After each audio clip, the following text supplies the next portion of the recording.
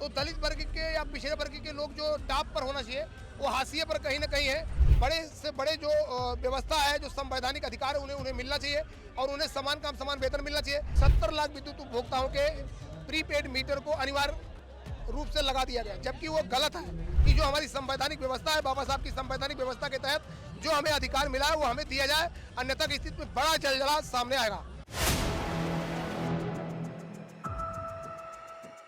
4 PM news network में आप सभी का स्वागत है। मैं हूं क्षितिज कांत। आज देश में बड़ा दिन है, बाबा भीमराव अंबेडकर का जयंती है। लोग काफ़ी हर्षोल्लास से मना रहे हैं। हम राजधानी लखनऊ में हैं, एक टेंट है, यहाँ पे आप देखेंगे आरक्षण बचाओ संघर्ष समिति उत्तर प्रदेश, तमाम लोग यहाँ पर मौजूद हैं। आज ये दिन काफ़ी हर्षोल्लास से मनाया जा रहा है। आरक्षण की बात हो रही है और इस सरकार में आप समझ रहे हैं संविधान और आरक्षण को लेकर के क्या कुछ स्थिति है। हम बात करेंगे यहाँ पर, हमारे साथ अवधेश जी हैं, उपभोक्ता परिषद के अध्यक्ष भी हैं और यहाँ पर मुख्य संयोजक भी हैं। हम बात करेंगे अवधेश जी, यहाँ पर आरक्षण बचाओ संघर्ष समिति का बैनर लगा है, लेकिन आरक्षण पर ही बात हो रही कि बड़ा कुठाराघात हो रहा है। सोशल मीडिया बहुत लोग को बहुत कुछ लिखते हैं, आप लोग एक बड़ी लड़ाई लड़ रहे हैं, क्या कहेंगे, कैसा माहौल चल रहा है अभी? देखिए, आज बाबा साहब की जयंती पर हम लोग कल ही से एक कार्यक्रम, यहाँ रंगारंग कार्यक्रम चल रहा था। बाबा साहब का जन्मदिन हम लोग मना रहे हैं। निश्चित तौर पर बाबा साहब की संवैधानिक व्यवस्था आरक्षण पर भी बात होगी। जब बाबा साहब का जन्मदिन मनाया जाएगा तो उत्तर प्रदेश में बड़े लंबे समय से आपको सभी को पता होगा कि जब पदोन्नतियों में आरक्षण का बिल छीना गया, इसके बाद हमारे लोग रिवर्ट किए गए, 2 लाख से ज़्यादा लोग रिवर्ट किए गए और लगातार हम लोग मांग कर रहे हैं लोकसभा से कि पदोन्नत में आरक्षण का बिल पास किया जाए।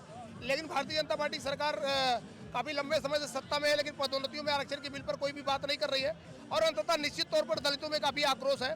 अगर हम बात करें तो सभी विभागों में आज की डेट में अगर आप देखेंगे तो दलित वर्ग के या पिछड़े वर्ग के लोग जो टॉप पर होना चाहिए वो हाशिए पर कहीं ना कहीं है। हमारे बिजली विभाग में देख लीजिए कि आज की डेट में पावर कारपोरेशन इतना बड़ा विभाग है, एक भी दलित वर्ग का कोई भी डायरेक्टर आज की डेट में नहीं है। हम लोग बार बार ये मांग करते हैं कि जो शेड्यूल कास्ट और बैकवर्डों के लिए पावर कारपोरेशन में आरक्षण की व्यवस्था लागू की जाए, लेकिन अभी तक ऐसी व्यवस्था नहीं लागू की गई। हमने पहले भी कहा था कि सपा सरकार में पिछड़े वर्गों के लिए आरक्षण की व्यवस्था लागू की गई थी आपके निदेशकों के पद पर, तो निश्चित तौर पर भाजपा को भी ये लागू करना चाहिए। आज बाबा साहब का जन्मदिन है, निश्चित तौर पर जब भी बाबा साहब का जन्मदिन, आज देखिए कि कितनी बड़ी संख्या में लोग यहाँ आए हुए हैं। हम लोग उनको लगातार, चाहे वो भोजन दान का मामला हो, चाहे वो फल दान का मामला हो, लोगों को पानी, गर्मी हो रही है, पानी वितरण का मामला हो।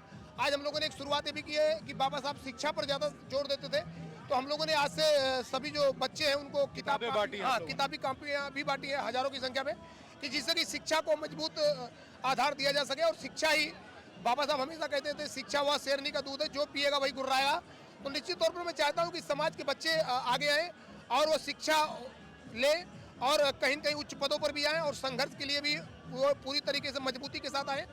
आज आरक्षण बचाओ संघर्ष समिति में एक चीज़ जरूर देखने को मिला कि जो भी हमारे दूर दराज के सभी विभागों के लोग आए हुए थे, अनुयायी आए हुए हैं, उनको इस बात का सबसे ज़्यादा मलाल है और दर्द है कि जो बाबा साहब की संवैधानिक व्यवस्था है उस पर लगातार कुठाराघात हो रहा है। तो निश्चित तौर पर सरकार को इस पर कुठाराघात को रोकना होगा और दलित और पिछड़े वर्ग के लोग जो इस सरकार में हाशिए पर जा रहे हैं उन्हें मुख्य धारा में लाना पड़ेगा। विभागों में उनको मुख्य जो पद है उस पर भी लाना पड़ेगा। केवल उनका प्रतिनिधित्व दिखाने से काम नहीं चलेगा, उनको मुख्य पदों पर लाकर उनका जो वास्तव में संवैधानिक अधिकार है वो उसे उनको मिलना चाहिए। अवधेश जी, बीते दिन नोएडा की बात करें, वहाँ पर प्राइवेट सेक्टर के तमाम जेंजी कहेंगे वो सड़कों पर उतरे थे।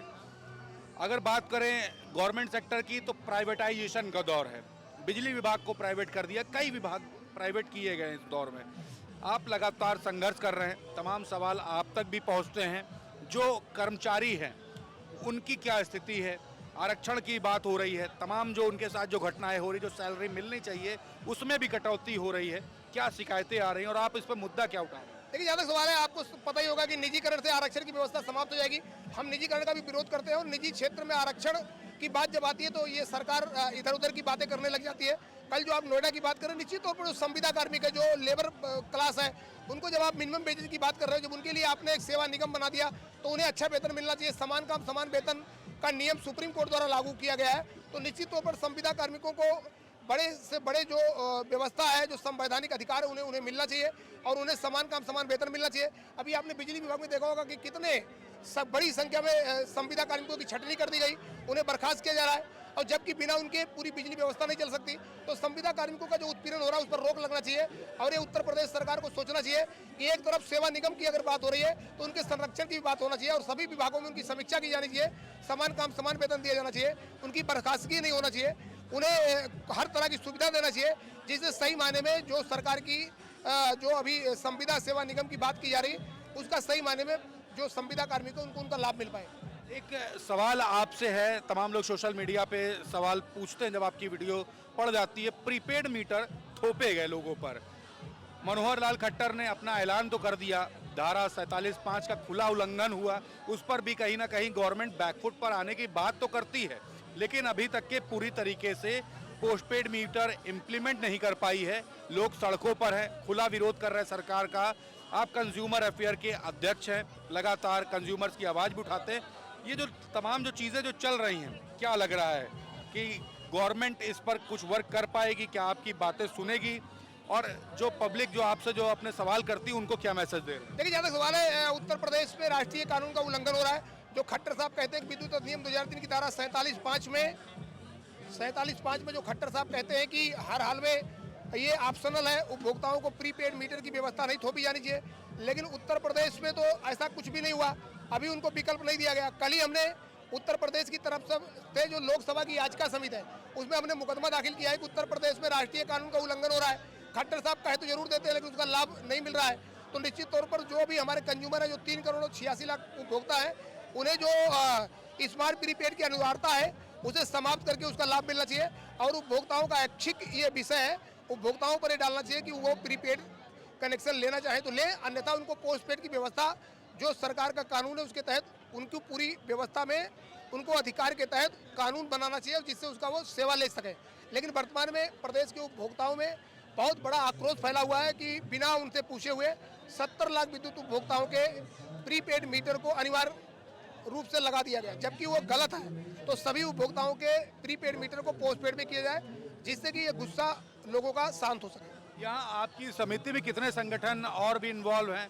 किस किस विभाग से लोग इससे जुड़े हुए हैं? देखिए, आरक्षण बचाओ संघर्ष समिति में प्रदेश के जितने भी सरकारी डिपार्टमेंट है, सभी डिपार्टमेंट इसी बैनर के नीचे हैं। और आरक्षण की जब बात आती है, जब कभी संघर्ष की बात आती है, तो सभी इसी बैनर के नीचे आते हैं।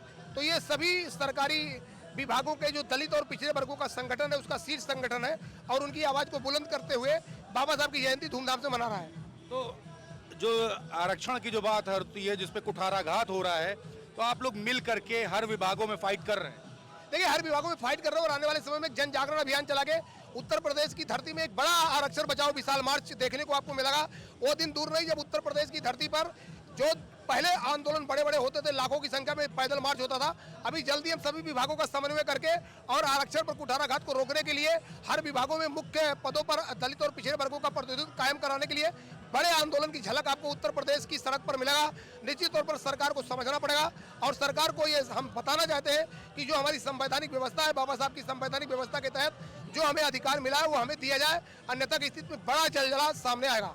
2027 के चुनाव में इसका फर्क पड़ेगा? निश्चित तौर पर पड़ेगा। पूरे प्रदेश में 8 लाख आरक्षण समर्थक कार्मिक, 5-5 सदस्य अगर एक परिवार से हो जाए तो 40 लाख लोगों का समूह है। ये आने वाले समय में प्रदेश के उपभोक्ताओं की बात चाहे आरक्षण की बात हो, चाहे बहुसंख्यक समाज की बात हो, अगर सभी लोग इस पर जब एकजुट होकर अपने संघर्ष को आगे बढ़ाएंगे तो आने वाले समय में एक बड़ा प्रभाव देखने को मिलेगा। बहुत बहुत धन्यवाद। तो हमारे साथ आरक्षण बचाओ संघर्ष समिति के बैनर तले तमाम जो संगठन आए हुई है उसके मुख्य संयोजक थे अवधेश वर्मा जी। और अवधेश वर्मा जी के बारे में बता दें तो कंज्यूमर अफेयर्स यानी उपभोक्ता परिषद के अध्यक्ष भी हैं। तमाम सवाल उपभोक्ता करते रहते हैं और आरक्षण की एक लंबी लड़ाई लड़ी जा रही है। कहां तक ये पहुंच पाएगी, ये बड़ी बात होगी। सीधा कह दिया है कि अगर गवर्नमेंट फेवर में अगर वर्क नहीं करती है तो एक बड़ा जलजला उत्तर प्रदेश की राजधानी में देखने को मिलेगा, जिसका इम्पैक्ट 2027 के विधानसभा चुनाव में भी देखने को मिलेगा। तो तमाम अपडेट्स के लिए जुड़े रहिएगा 4 PM न्यूज़ नेटवर्क के साथ। मैं हूं क्षितिज कांत, कैमरा पर्सन शुभम के साथ 4 PM न्यूज़ नेटवर्क के लिए। धन्यवाद।